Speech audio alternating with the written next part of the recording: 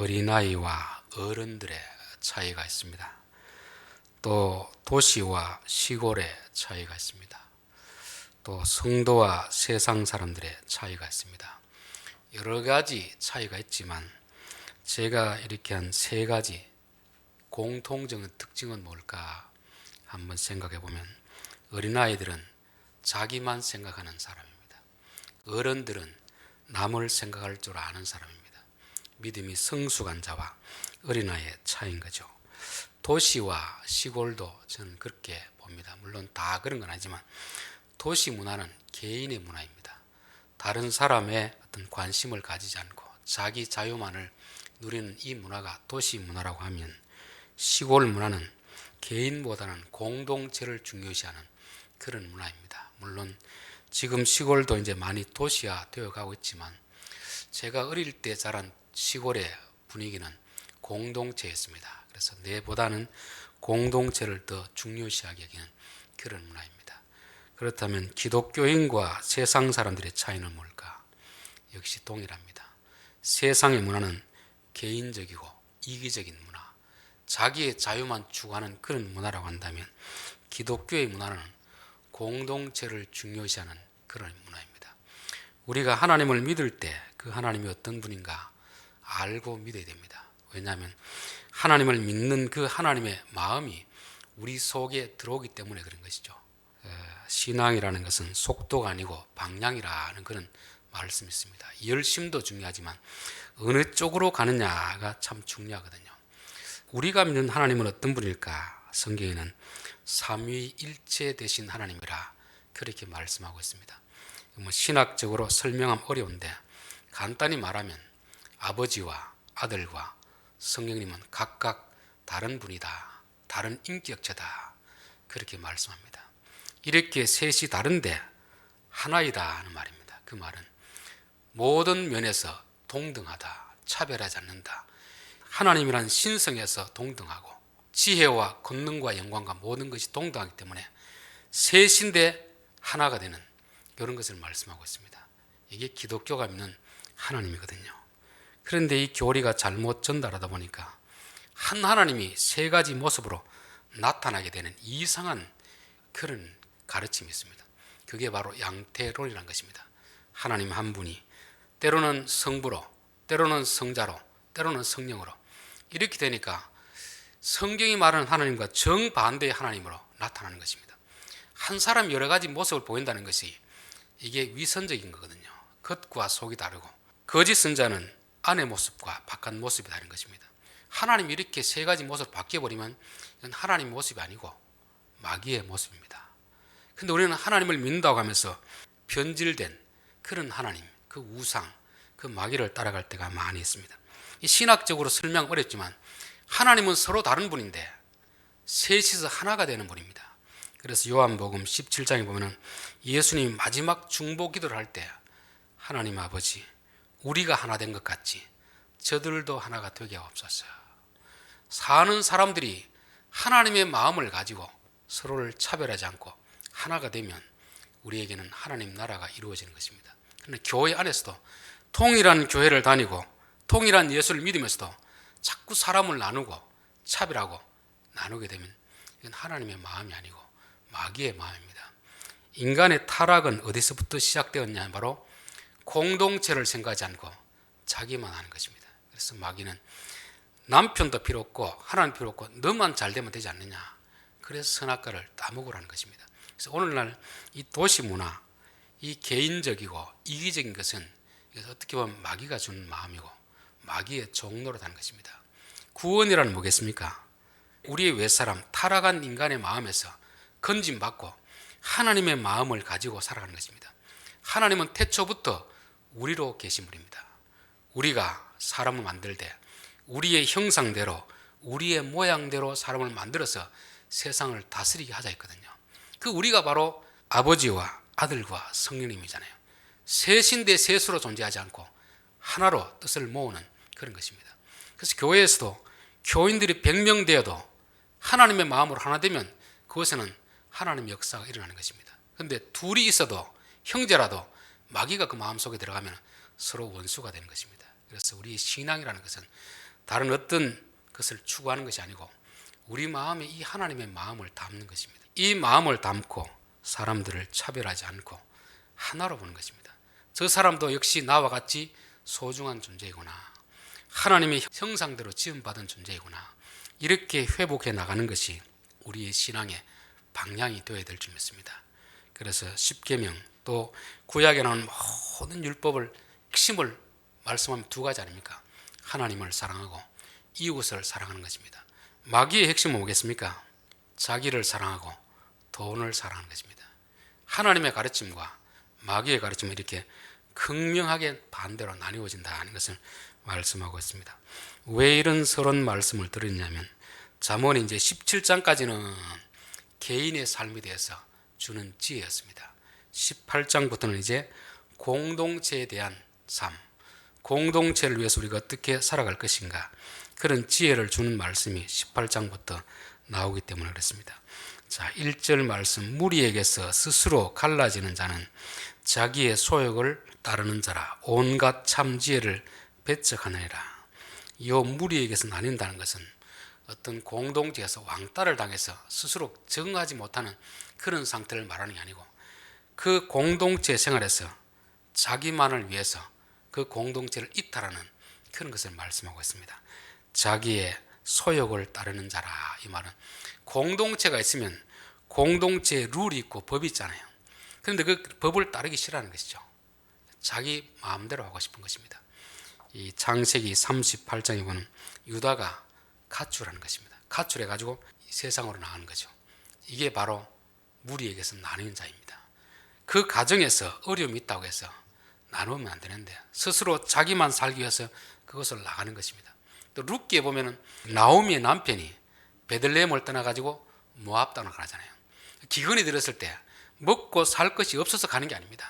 전체적으로 마을이 가난한데 자기에게는 소유가 있으니까 이 소유를 나누어 주기 싫은 것입니다. 그래서 자기만 잘 살기 위해서 모압 땅으로 이주하는 거죠.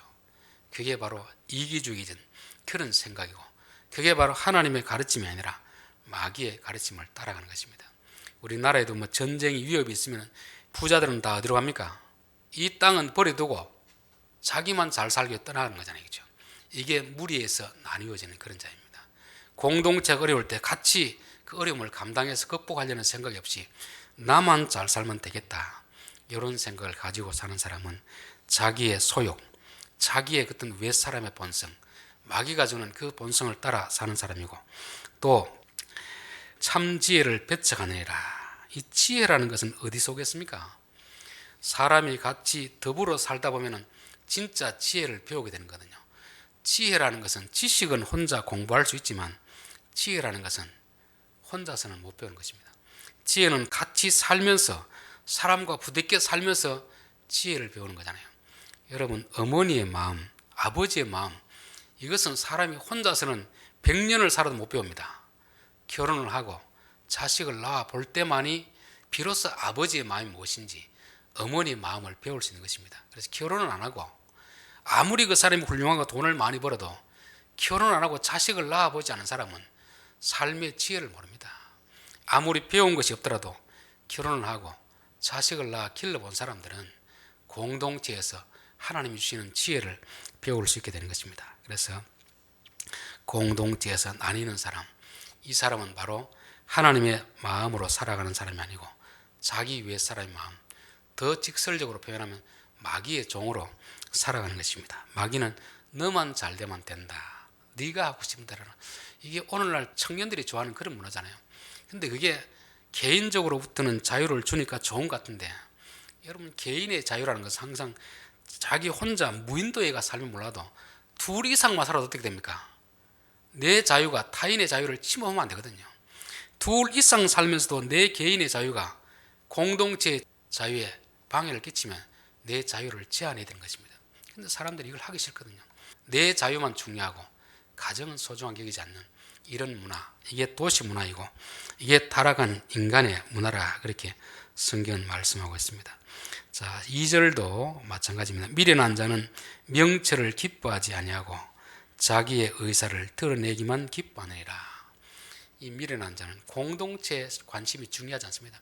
오로지 자기 생각, 자기 관심만 이야기하는 것입니다. 자기 뜻만 관철시키려고 하는 이런 이기적인 자가 된다는 것이고, 그런 자가 바로 미련한 자라는 것입니다. 미련한 자는 명철을 기뻐하지 않는다. 명철이라는 것은 분별력인데 영어로는 understanding입니다. understanding이라는 것은 아래에 서 있는 것입니다. 이해력은 책을 봐서 아는 게 아니고 인간 삶의 지혜를 배우는 것인데, 그거는 understanding, 내가 남들보다 아랫자리에 서 있을 때 깨닫게 되는 것입니다.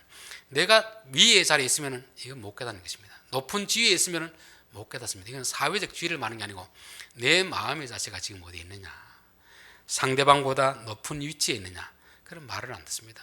내가 상대방보다 더 똑똑하다고 생각하는데 그 말을 듣겠습니까? 내가 상대방보다 아래에 있을 때, 겸손할 때, 어린아이를 통해서도 하나님의 명철을 배울 수가 있습니다. 요시아가 애굽 왕 바로 누고를 통해서 하시는 하나님의 음성을 듣지 않습니다. 왜냐하면 자기가 종교개혁하고 나서 자기가 믿음이 최고로 좋다고 생각하기 때문에 아래 서지 않으니까 진짜 하나님이 바로 왕을 통해서 말씀하는 이 하나님의 음성을 듣지 못하고 결국 거절했다가 죽임을 당하게 되는 그런 거잖아요. 그래서 저는 항상 우리가 미련한 자가 되지 않기 위해서는 늘 겸손한 자가 되어야 됩니다. 내 생각도 중요하지만 내 생각보다는 다른 사람의 생각은 어떤가, 교인들의 생각은 어떤가, 다른 가족들의 생각은 어떤가, 항상 다른 사람을 나보다 더 높이는 이런 마음이 있을 때 그곳에 하나님의 나라가 이루어지게 되는 것입니다. 3절, 악한 자가 이럴 때에는 멸시도 따라오고 부끄러운 것이 이럴 때에는 능욕도 함께 오느니라. 여기도 악한 자라는 것은 도덕적으로 악을 행하는 그런 자기보다, 공동체보다 자기만을 생각하는 것입니다. 이기적인 것은 악한 것입니다. 그거는 자유가 아닙니다. 공동체를 생각할지 모르는 것은 세상적으로 볼 때는 뭐 나쁜 짓 안 해도 하나님이 보시기에는 악한 것입니다. 가정을 생각하지 않고 자기만 생각하는 사람은 하나님이 보시기에는 악한 자입니다. 이런 자가 오면은 멸시도 따라온다는 말은 이 사람들은 공동체를 존중하지 않거든요. 자기 생각만 중요하니까 내 윗사람이 누군가, 사회적 지위가 높은 사람이 누군가, 이게 신경 쓰지 않습니다. 하나님이 세우신 질서, 권위를 다 무시하기 때문에 그런 사람이 어떤 공동체에 들어오면 그 공동체가 아주 시끄러워집니다. 사람이 사는 세상은 질서가 있잖아요. 아버지가 있고 아들이 있고 이외에 회사 사장님이 있고 직원이 있고 이런 질서 속에서 살아가야 되는데, 이 악한 자는 그 질서를 다 무시하고 자기가 최고로 높은 그런 자가 되는 거죠. 하나님처럼 되려고 했던 자가 마귀인데 그 마귀의 가르침을 따르니까 이런 자가 가정에 들어오면 가정의 질서를 무너뜨립니다. 이 악한 자가 자식이면 부모의 말을 듣지 않습니다. 이 악한 자가 회사 직원이라면 사장의 말을 듣지 않습니다. 그러니까 멸시가 따라오고 능욕도 따라오느니라.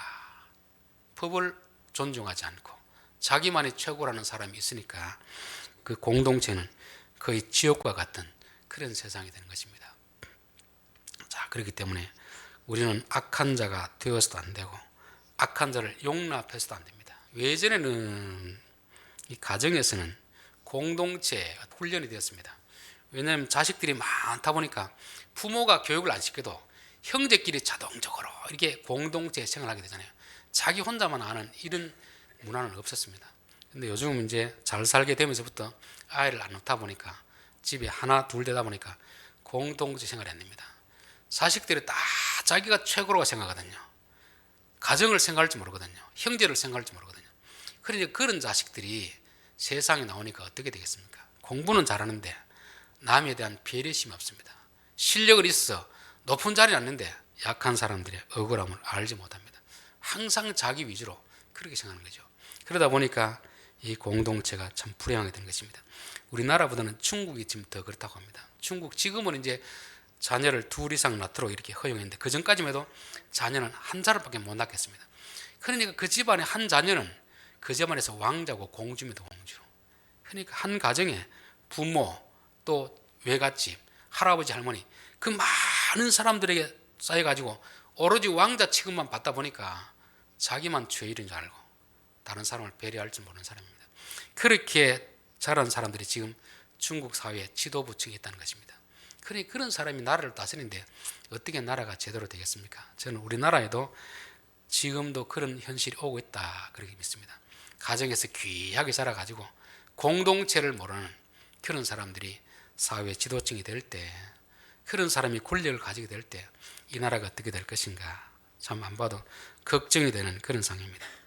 자, 4절 명철한 사람의 입의 말은 깊은 물과 같고 지혜의 샘은 솟구쳐 흐르는 내와 같으니라. 요 악인과는 또 반대되는 사람이 명철한 사람이다. 명철이 영어로 뭐라고 했습니까? understanding, 남들보다 아래에 서서 듣는 사람입니다. 이런 사람은 항상 겸손한 사람이고, 그런 사람의 말이라는 것은 생수와 같다. 생수, 사람에게 깊은 감동을 주는 말이고 사람을 살리는 말을 하는 그런 것입니다. 악한 자의 말은 뭐가 되겠습니까? 그러면 쓴물이 되겠죠. 쓴물, 독이 되겠죠. 그 물을 마시는 자마다 사람들이 다 토해내는 것입니다. 악한 자의 말을 듣는 사람마다 분노가 나는 그런 것입니다. 그러나 명철한 자의 말은 깊은 샘물과 같고 지혜의 샘은 솟구쳐 흐르느니라 그렇게 되어 있습니다.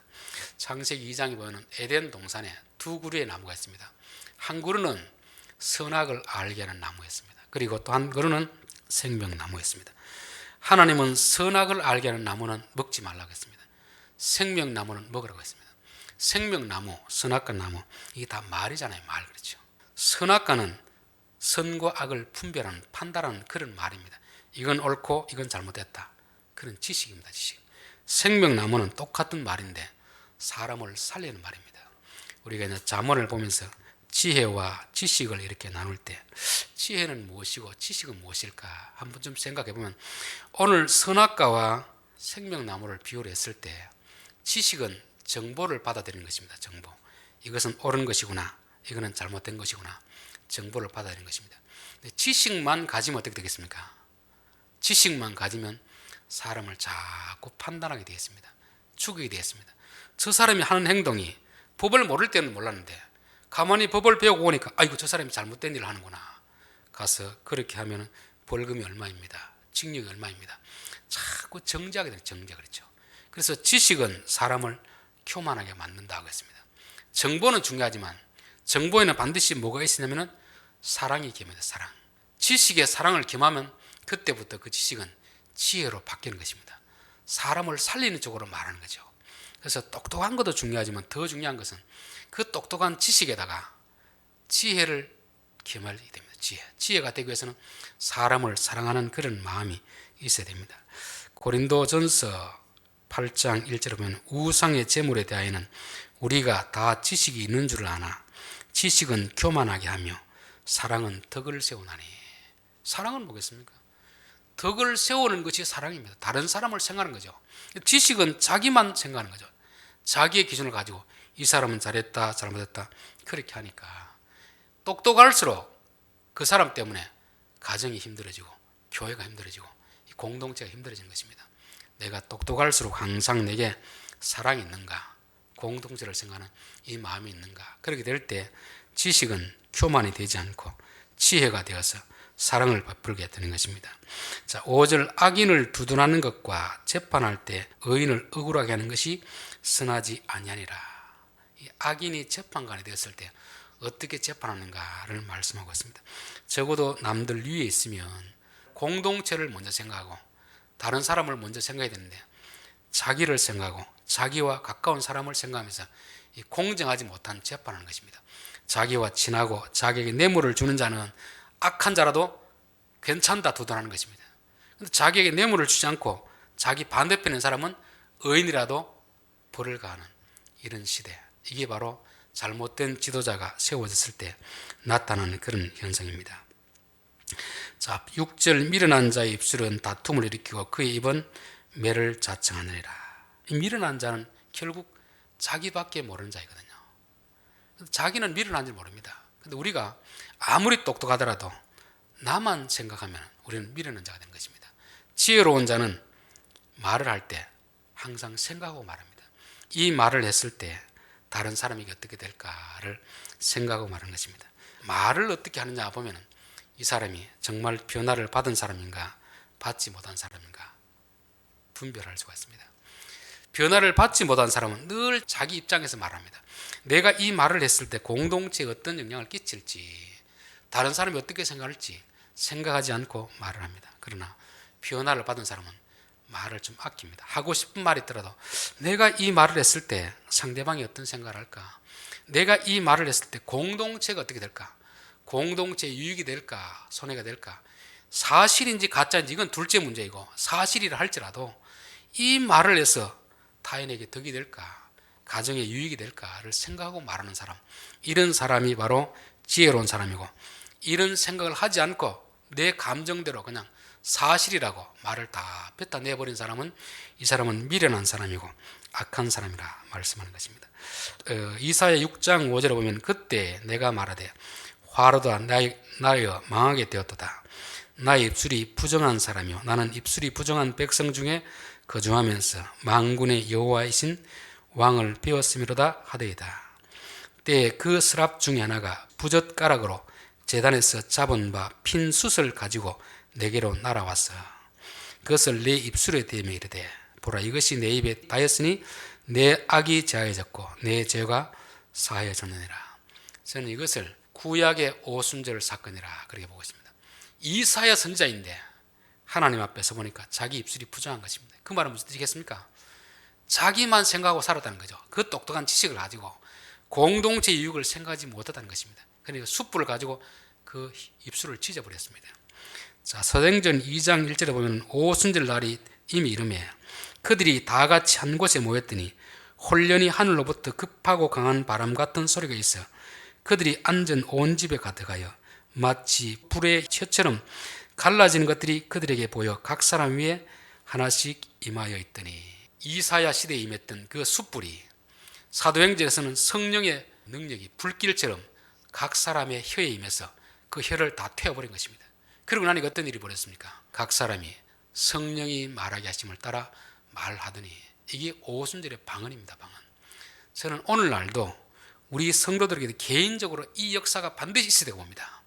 그 전까지는 내 혀를 가지고 내 감정대로 말해가지고 다른 사람에게 상처를 주고 공동체에 해를 끼치던 그런 말을 했던 혀라고 한다면 성령의 불을 통해서 이 혀는 다 태워버려야 됩니다.